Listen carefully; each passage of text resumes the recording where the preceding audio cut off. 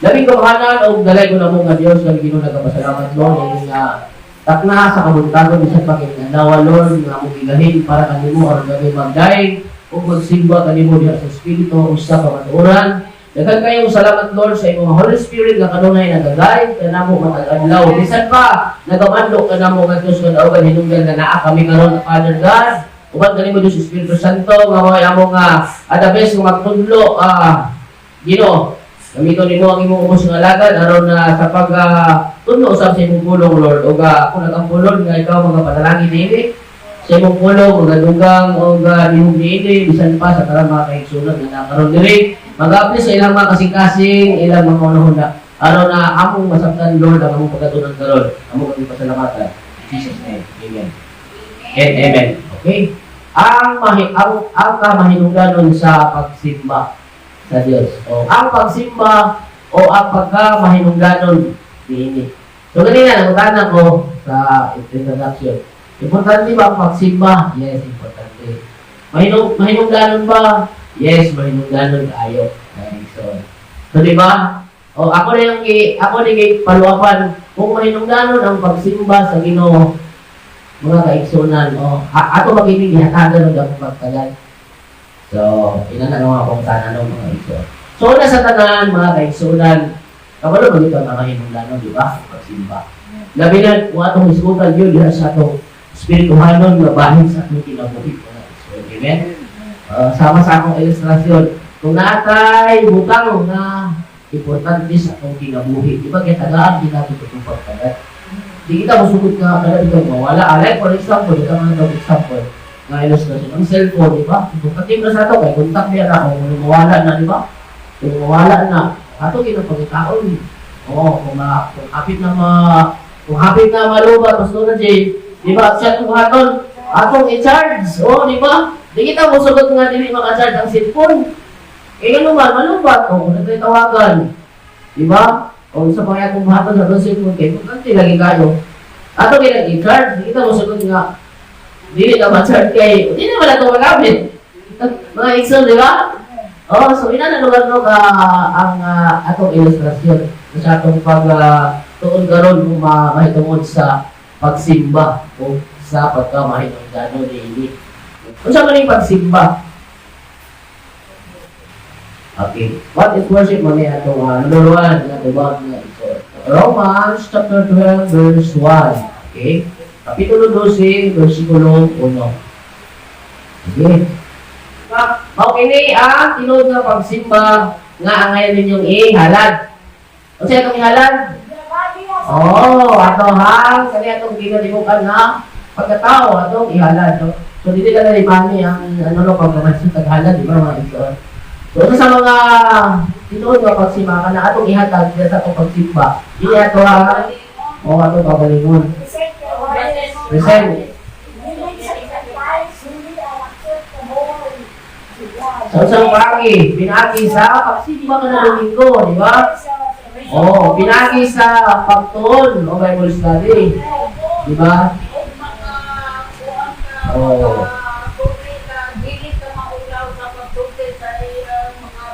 Amen, pinagi sa pagsanyaw, wala na siya, maison, di ba? Buhi nga halal, ano ng Bible? Amen. So, sada kayo, uminod kayo ang tulong ni Apostol Pablo dali, no? Romans 12, verse 1. Mga igsoon. Ayan tulong dali. Grabe ang pangalyo po ni Apostol Pablo. Diba? Tindigahan yun ko kamo. So, yatin din natong tanan, mga igsoon. Hindi ko si Pablo. Kusa, mga igsoon. Tungod sa dakong kalooy nga ipakita sa Dios kanato. Ang iyon ko kamo sa pagtugyan sa inyong kagalingon. Nara. Sa pagtugyan sa kagalingon, ngadto sa Dios ingon nga buhing halal. Kita mga buhing halal na. Buhi ta. Muli dapat nga angay nato nga ialagad din ang atong kinabuhi ngadto sa Dios. No, sumala sa gisulti bitudlo ni Apostol Pablo diri sa Roma 12 versikulo 1, mga igsoon. Balaan o baka pahimutan niya. Kanya, ngayon na yun si Pablo diri mga igsoon. Mao gini ang matod nga pagsimba nga angay ninyong buhaton. Letter B, number 2 ta mga kaigsunan, okay? What is worship? Mga kaigsonan, sa kanila mga ito, Romans 12:1. Mga kaigson, o kani ang matuod nga pagsimba. Ikadua, mga kaigson, ang Bible nagtudlo nga there are kinds of worship. Ang pagmabasa sa teksto sa versikulo, Kapitulo 95, versikulo 6. Okay, atong dungan atong mga Bible. Kadua, o naadiha ang mga forma, mga kinds of worship. Naisbukan niya, duha na ako, pero daghan kayo sila. Kanila atong tumbukon karon diri mga igsoon, amen? Okay, atong basahon ang 95 sa mga salmo sa versikulo 6. Sige, kami basa mga igsoon. Okay, siya nakakita atong basahon. 6.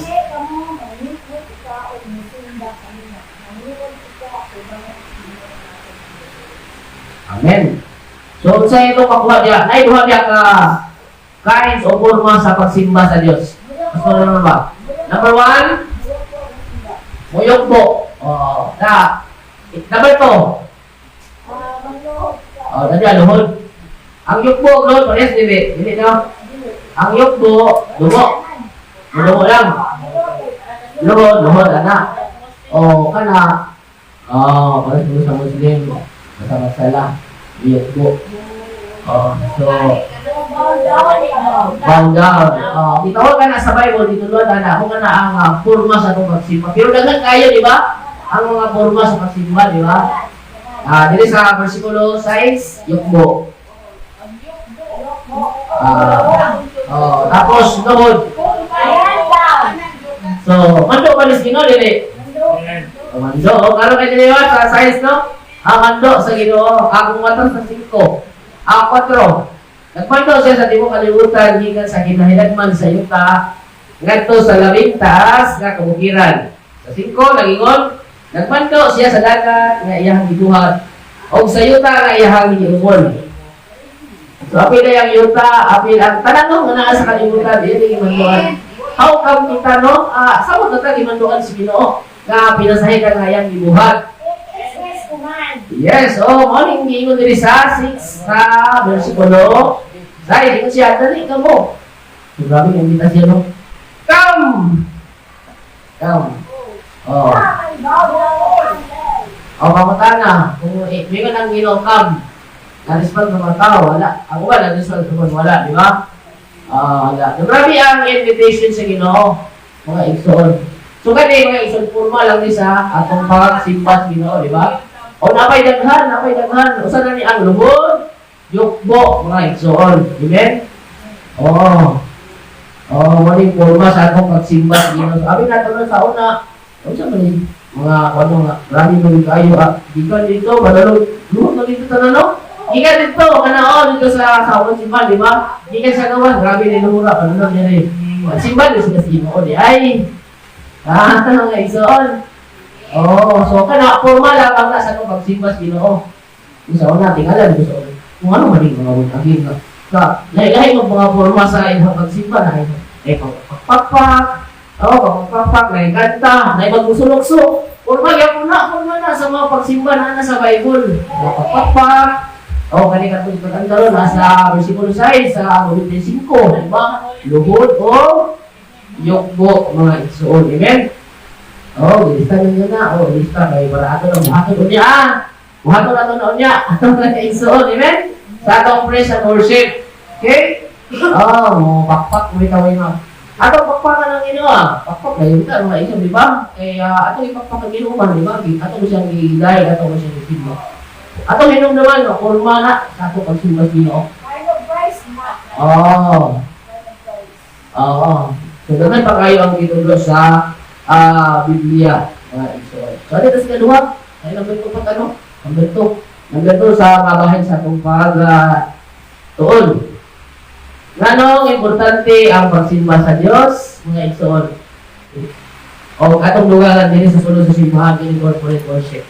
Mga igsoon. Kabalo mo nga, may mo nagtudlo nga. Mauni mo dapit sa presensya sa Ginoo. Amen? Ato niya, ito yung listingan niya ha, sa atong pag-praise and worship, mga igsoon. Moni, dili mo kanaog mga igsoon ang Banal Espiritu Santo. Moni mo dapit sa presensya sa Diyos. Asa na ito mabasa na? Okay, ano ito ang na itong Biblia diya sa ikaduhang Chronicles sa English. 5, Kapitulo 5, sugod sa 11 o padulong sa versikulo 14. Sige, basahan natin din. Ito tingay ka versikulo mga igsoon.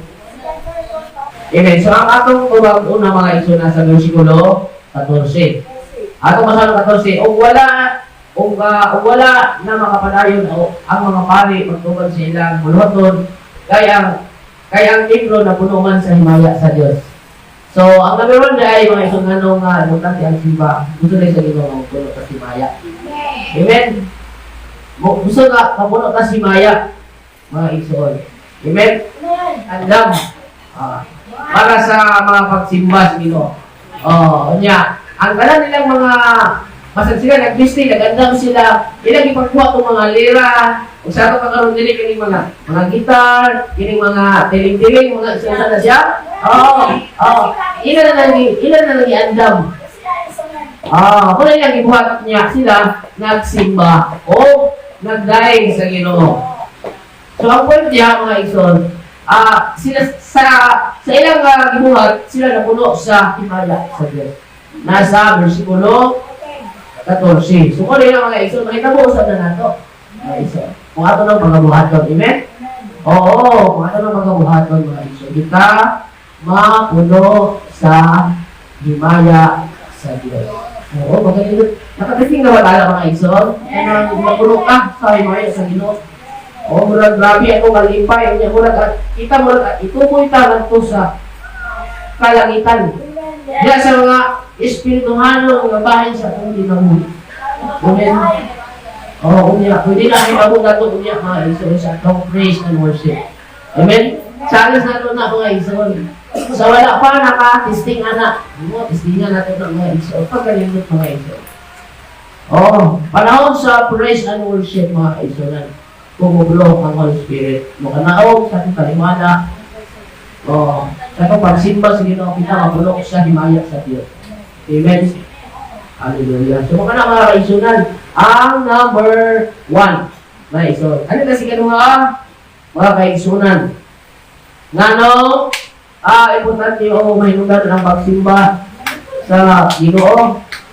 Okay, number 2. Sa Kronikas Punta 20, 15, hangtod sa 20. Ikaduha, Kronikas 20, sugod na 15 hangtod sa 20.